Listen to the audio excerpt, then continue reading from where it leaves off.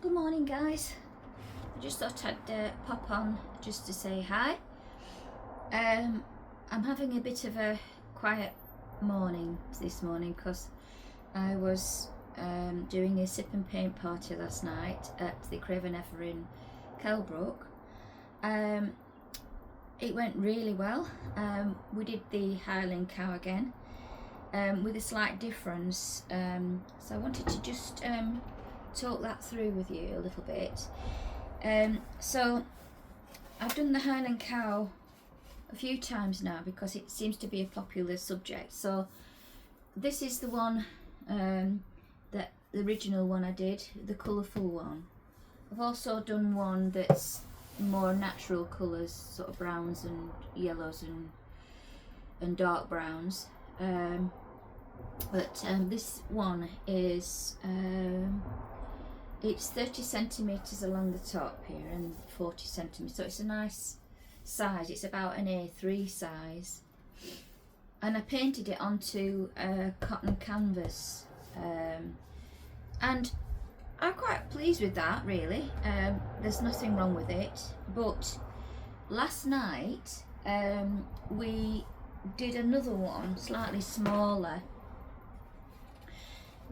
So that's one we did last night, slightly smaller. This is A4 size, but we painted it onto a wooden panel, and I just wondered whether you'd ever tried painting onto a wooden panel.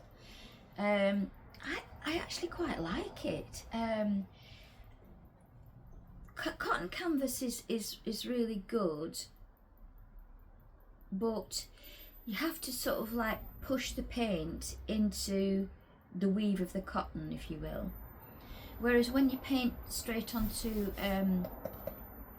a board, your brush marks are quite easy. It's easy to put the brush marks on because you're not having to force that paint into the groove, if you know what I mean. So you do have to prime them. That's the only thing, especially if you buy unprimed canvas boards. So I have got a video on my YouTube channel showing you how to actually put gesso or prime them. But I recommend you have a go at it. If you've never tried it, do have a go at painting with a wooden panel. You can get them quite reasonably priced if you shop around. These are the cheaper ones I used.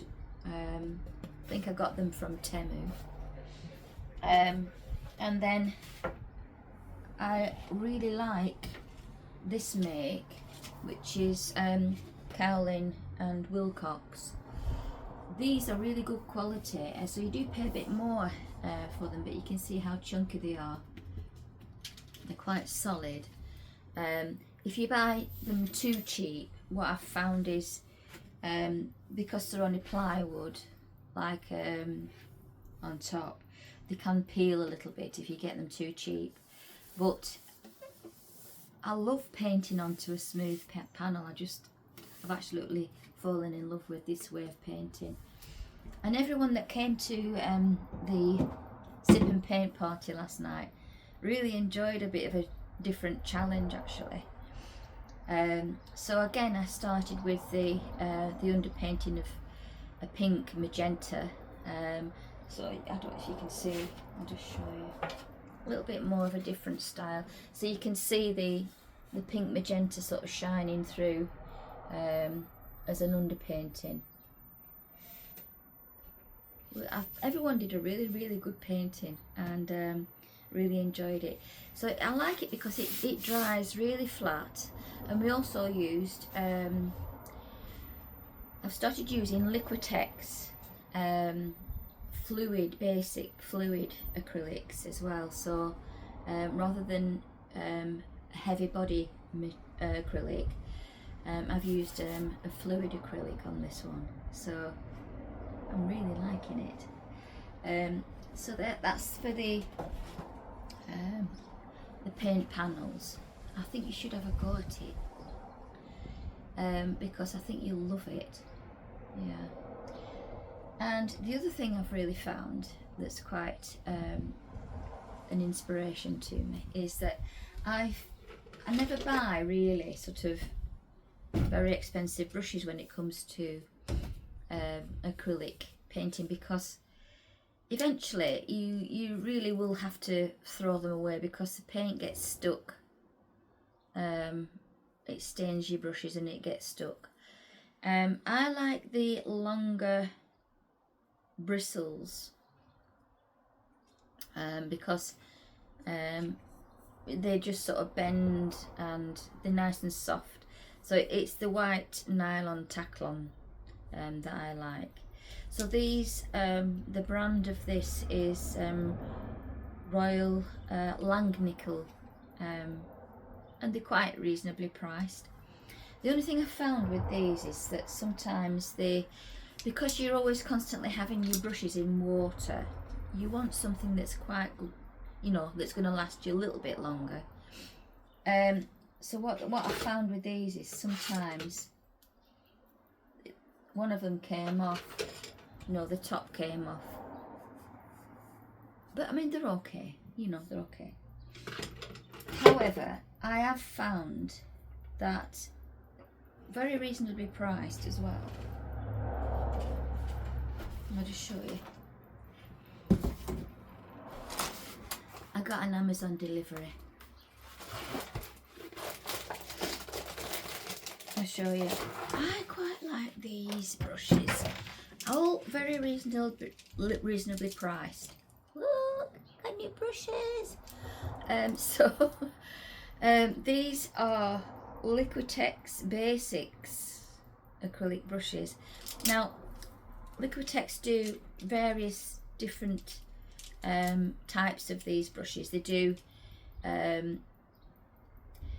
flat brushes which have the longer bristles. They also do bright, which have got shorter bristles, about halfway I would say, and so they're a little bit stiffer, more stiffer to use. I like the flat ones, so they're a little bit more bendy, if you will.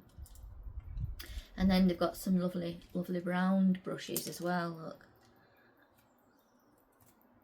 So, and they feel quite good quality, you know, for the price.